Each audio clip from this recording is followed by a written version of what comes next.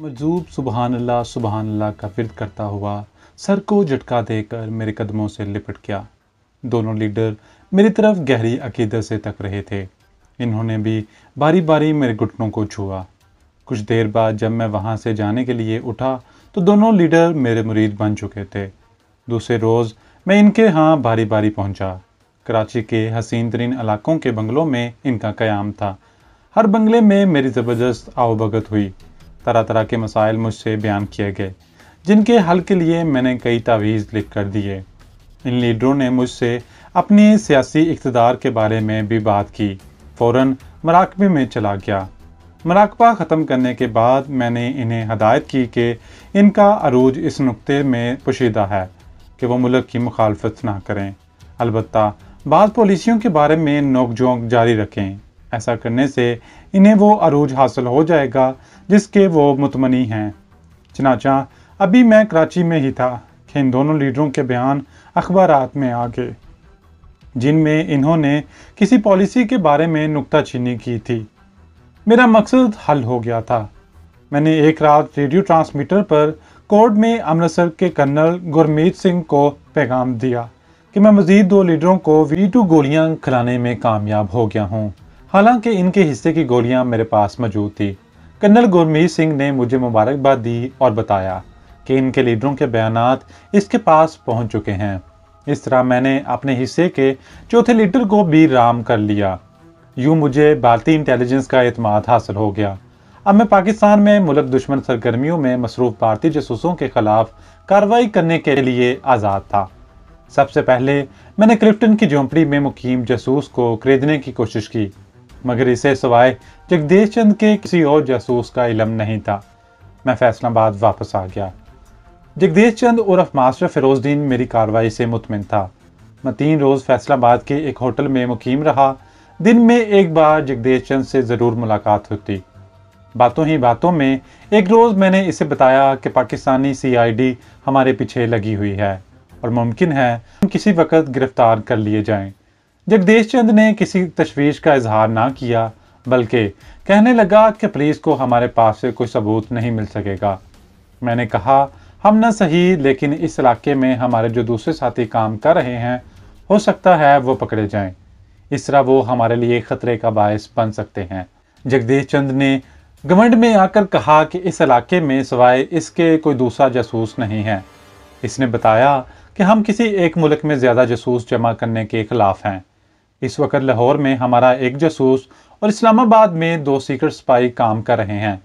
कराची ऐसे बड़े शहर में हमने एक ही जासूस को रखा हुआ है। इस हिंदू मास्टर स्पाई ने मुझे वो तमाम मालूमात फराहम कर दी थी जिनकी मुझे तलाश थी। मैं इस्लामाबाद रवाना हो गया। जानबूझकर मैंने ऐसी बस में सफ़र किया जो आधी रात को इस्लामाबाद पहुंचती थी। इस वक्त किसी भारतीय जासूस का मेरी निगरानी करना मुश्किल बात थी। मैं सीधा एक पुलिस चौकी पहुंचा। ये पुलिस चौकी गैर मरूफ सी थी। एहतियात के तकाज़ों के मलहूज़ रखते हुए मैं खुद चौधरी साहब की कोठी पर नहीं जाना चाहता था। पुलिस चौकी में एक हवलदार कुर्सी पर बैठा ऊँग रहा था। 2 सिपाही बेंच पर लेटे सो रहे थे। मैंने हवलदार के कंधे को ज़रा सा हिला कर जगाया तो वो बड़बड़ा कर बोला, कौन है ओए? जनाब, क्या मैं एक फ़ोन कर सकता हूँ? मैंने कहा। हवलदार को तो जैसे मैंने गोली मार दी थी। पंजे झाड़ कर मेरे पीछे पड़ गया। इसने मेरे दरवेशों जैसी शक्ल की भी परवाह ना की। मौलवी साहब, आधी रात को आप कहाँ फ़ोन करने आ गए हैं? आप हैं कौन? मुझे तो आप कोई फ्रॉड लगते हैं। क्यों ना मैं आपको हवालात में बंद कर दूं? कहाँ फ़ोन करना है आपको? मैंने चौधरी साहब का नाम लिया तो एकदम से अटेंशन हो गया और फ़ोन आहिस्ता से आगे कर दिया। मैंने वो खुफिया नंबर घुमाया जो मुझे चौधरी साहब ने दिया था। दूसरी तरफ से किसी आदमी की भारी आवाज़ आई, कोड नंबर प्लीज़। मैंने आहिस्ता से कहा, दरवेश। क्लिक क्लिक की दोबारा आवाज़ पैदा हुई और चौधरी साहब की नींद में डूबी हुई आवाज़ सुनाई दी। मैंने इन्हें बताया कि एक अहम तरीन मसले के सिलसिले में इन्हें मेरे पास आना होगा। इन्होंने सिर्फ इतना पूछा कि कहाँ से फ़ोन कर रहा हूँ। मैंने पुलिस चौकी का नाम बता दिया। मैं आ रहा हूँ, ये कहकर इन्होंने फ़ोन बंद कर दिया। चौकी हवलदार तो अब मेरी आवभगत में लग गया। इसने बेंच पर सोए हुए दोनों सिपाहियों को उठाकर अटेंशन कर दिया। जब मैंने इसे बताया कि चौधरी साहब आ रहे हैं तो वो बेचारा मेरे आगे पीछे फिरने लगा और मौलवी साहब कहते कहते इसकी ज़ुबान सूखे जा रही थी। कुछ देर बाद एक गहरे रंग की टोयोटा कार पुलिस चौकी के अहाते में आकर रुकी। चौधरी साहब ने मुझे इशारे से अपने पास बुलाया। हम लियाकत बाग की तरफ एक सुनसान मुकाम पर रुक गए। चौधरी साहब हिम्मतन सवाल बने देखने लगे। मैंने इन्हें सारी रूदात सुनाकर कहा कि इन्हें क्लिफ्टन कराची के मजदूब, फैसलाबाद के गढ़ी साज और इस्लामाबाद की शबाना को सुबह होने से पहले पहले गिरफ्तार कर लेना चाहिए और इनकी गिरफ्तारी को राज में रखा जाए।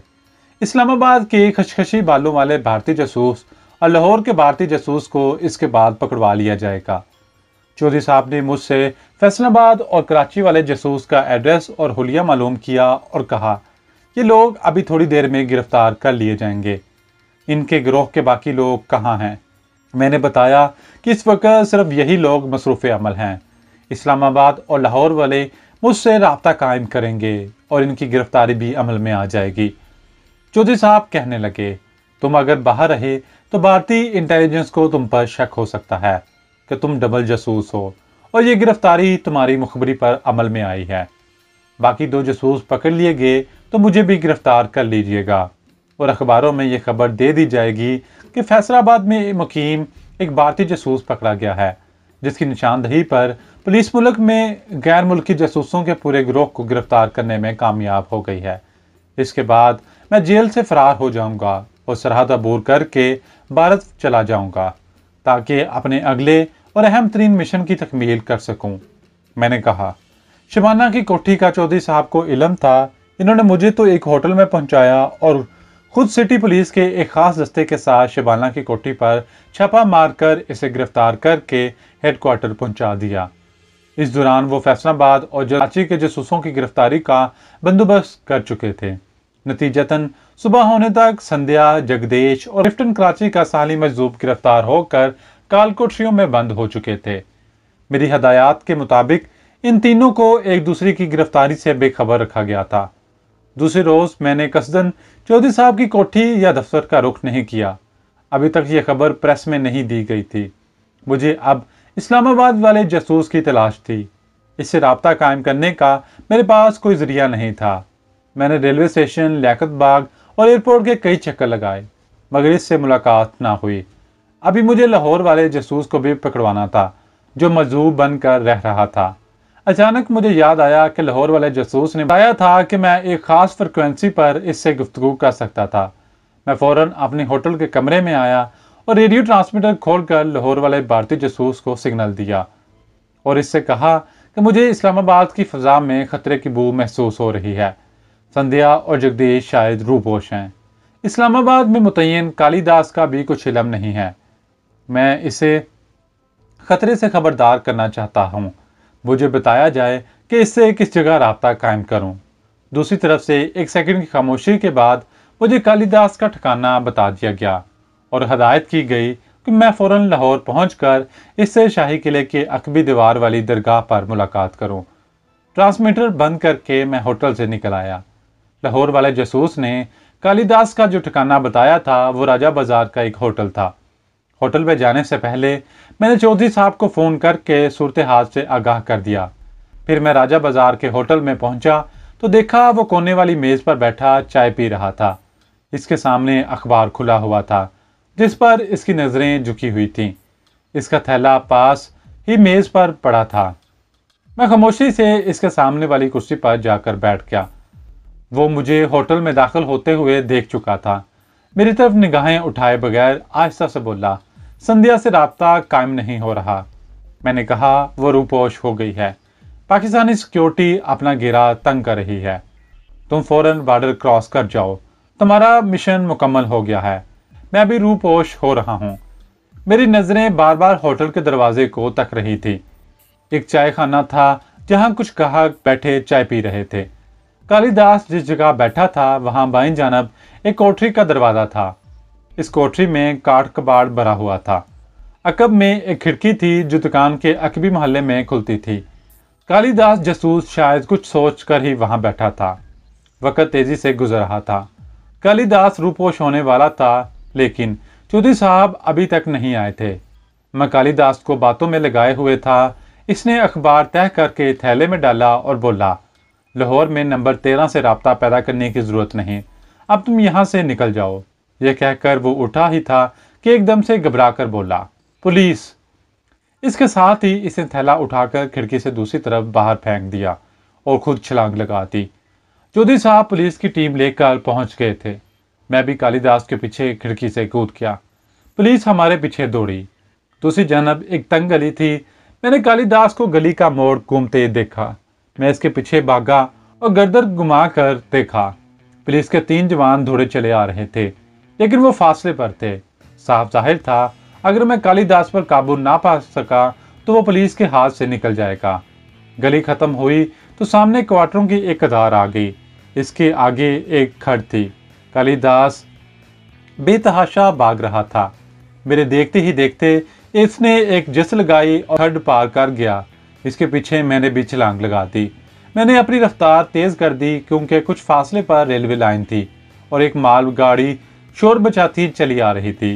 मैंने अंदाजा लगा लिया कि अगर अभी मैं इसे पकड़ने में नाकाम रहा तो वो लाइन पार कर जाएगा, फिर हमारे दरमियान मालगाड़ी के डब्बे हायल हो जाएंगे।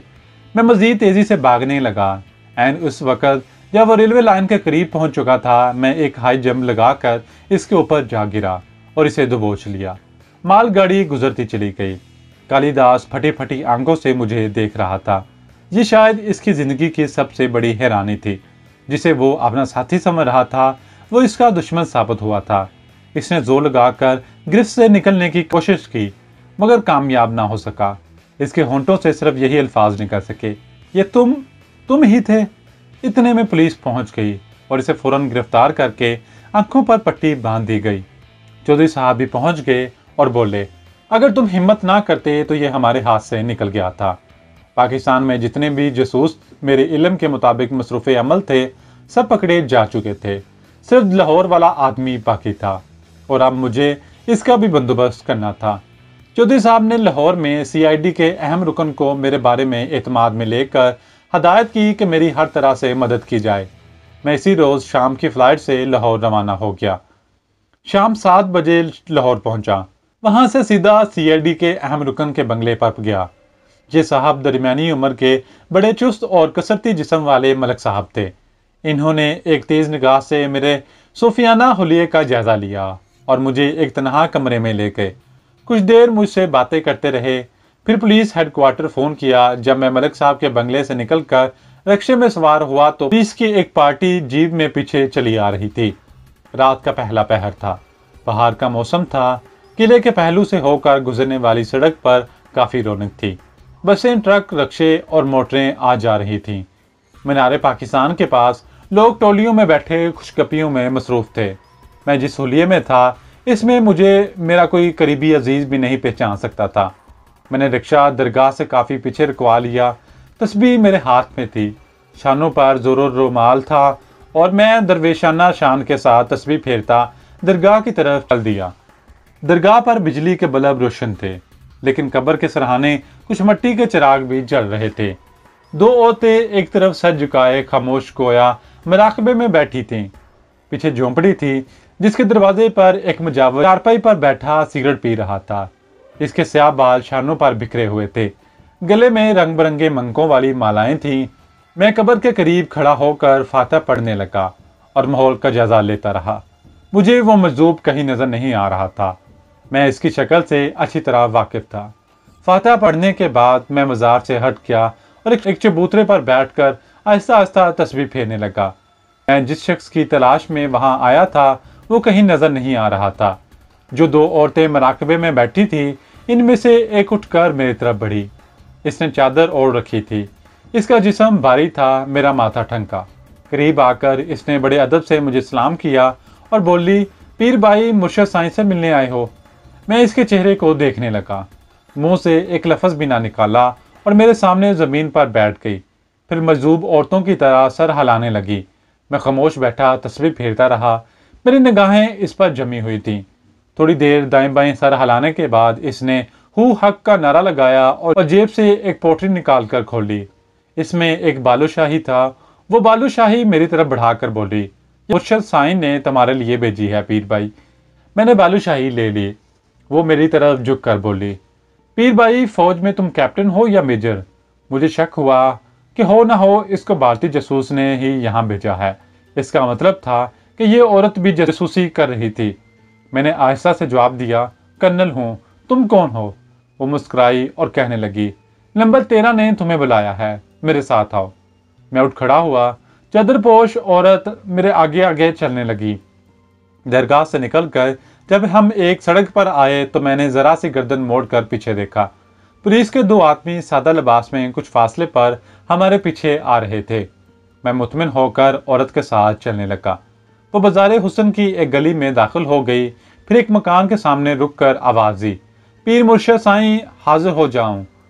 पीर भाई मेरे साथ है। अंदर से किसी ने बड़े जलाली लहजे में जवाब दिया, आ जाओ बहन, ज्यूनी आ जाओ। औरत अंदर दाखिल हुई। मैं इसके साथ था। सामने दलान में तख्त बिछा हुआ था और इस पर वही मजदूर बड़ी शान से बैठा सिगरेट पी रहा था।